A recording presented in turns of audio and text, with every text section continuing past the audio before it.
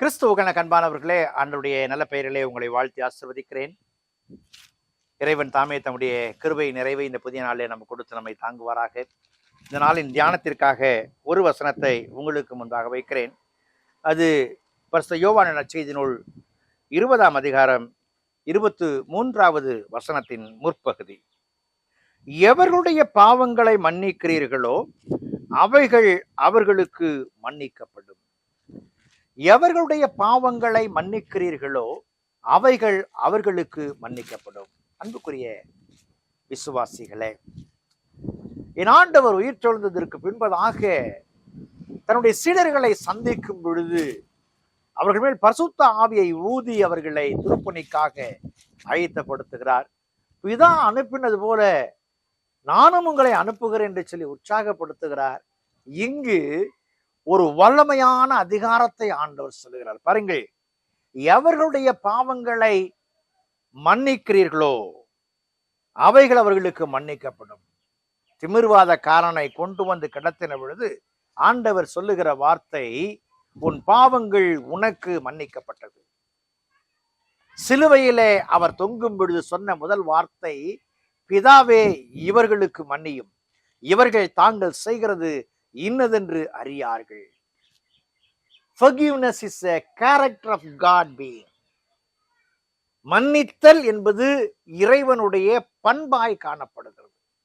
இறைவனுடைய பண்பு அது என்று சொன்னால், இறை ஆவியை பெற்ற நாம், இறைவனால் அனுப்பப்பட்ட நாம் எதை பிரதிபலிக்கிற மக்களாய் காணப்பட வேண்டும்? என் ஆண்டவரை அழைக்கப்பட்டேன் என்று சொன்னால் அவருடைய பண்பிலே எல்லளவும் குறைவற்றவனாய் நான் காணப்பட வேண்டும். அவருடைய திட்டத்திற்கும் சித்தத்துக்கும் மாறான காரியங்களை என் வாழ்க்கையில செய்கிறவனாய் காணப்படக்கூடாது. நாம் வேதத்துல வாசிக்கிறோம் கடன்பட்ட இருவரை குறித்து, இருவரிடத்துல கடன்பட்ட மக்களை குறித்து. பாருங்கள், ஒருவனிடத்துல கடன்பட்டான், அந்த கடனை மன்னிக்க வேண்டும், எனக்கு தயவு செய்ய வேண்டும் என்று சொல்லி கெஞ்சினான், அவனை ஏற்றுக்கொண்டான். வருகிற வழியில இவனிடத்துல கடன்பட்ட மற்றொருவனை கண்டான், அவனை ஆக்கணை தீர்ப்புக்கு தள்ள முற்படுகிறான். விளைவு என்ன? தான் வாங்கினவனிடத்துல மன்னிப்பை பெற்றவன் மன்னிக்க மனதில்லாது இருந்தபடினாலே தண்டனைக்குரியவனாய் மாறிவிடுகிறான். இன்னைக்கு இறைவன் நம்மை மன்னித்திருக்கிறார், மீட்கப்பட்டிருக்கிறோம் என்று சொல்லும் பொழுது ஆண்டவர் ஒரு அதிகாரத்தை கொடுக்கிறார், ஒரு பெரிய ஸ்லாக்கியம். எவருடைய பாவங்களை மன்னிக்கிறீர்களோ அது அவர்களுக்கு மன்னிக்கப்படும். என்னுடைய வாழ்க்கையிலே ஒரு நல்ல அனுபவம். என்னுடைய ஆர்டினேஷன் வாங்கினதற்கு பின்பதாக நான் திருச்சபைக்கு, லால்குடி திருச்சபைக்கு வந்தேன். அங்கே ஒரு தாசில்தார் இருந்தார். அவர், நான் ஆர்டினேஷன் சர்வீஸில், என்னுடைய ஆர்டினேஷன் சர்வீஸில் வர முடியவில்லை என்று சொல்லி நான் இங்கு வந்ததும் என்னை வந்து பார்க்க வேண்டும் என்று வந்தார். அவர், நான் வந்துவிட்டேன் என்று அறிந்து வந்தவர் உள்ளே வந்த உடனே எனக்கு முன்பதாக ஐயா தோத்திரம் என்று சொல்லிவிட்டு டக்கென்று முழங்கால் பண்ணிட்டார். என்ன பிளஸ் பண்ணுங்க, என்னை ஆசீர்வதிங்கன்னாரு. எனக்கு ஒரு புதிய சூழல், சற்று தடுமாறினேன். அப்புறம் ஜெபம் பண்ணி அவருக்கு ஒரு சிலுவையை போட்டு ஒரு ஆசீர்வாதத்தை கொடுத்தேன். அவர் சொன்னாரு, ஆண்டவர் மன்னிக்கிற அதிகாரத்தை உங்களை போல திருப்பணிக்கு வந்த மக்களுக்கு தந்திருக்கிறார். அந்த அதிகாரத்தினாலே மன்னிப்பை பெறுவது என்பது எங்களுக்கு மாண்பு என்று சொன்னார், எங்களுக்கு மாட்சிமை, உயர்வு என்று சொன்னார். நான் அந்த வார்த்தையை என்னால் மறக்க முடியாத ஒன்று.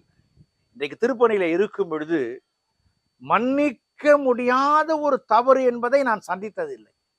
யார் எந்த தவறை செய்தாலும் மன்னிக்கிற பக்குவம் எனக்கு இருக்கிறது.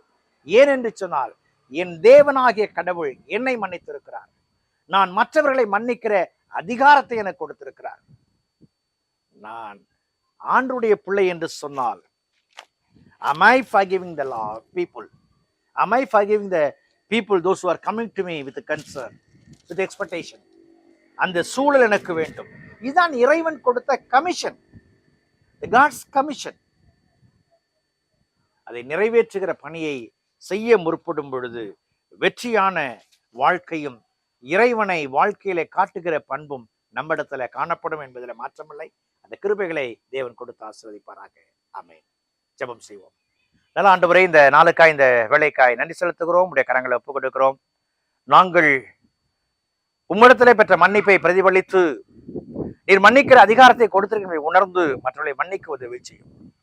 எந்த சூழலும் மன்னிக்காத மனப்பக்குவத்தை நாங்கள் உடைய பிள்ளைகளை காணப்படாது காத்துக்கொள்ளும்.